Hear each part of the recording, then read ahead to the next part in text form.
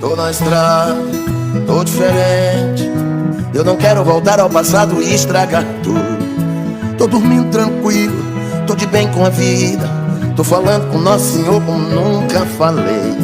E o melhor disso tudo é que Ele responde: filho, estou contigo e jamais te desampararei. A vida sempre quer de nós uma resposta. Eu não vacilarei.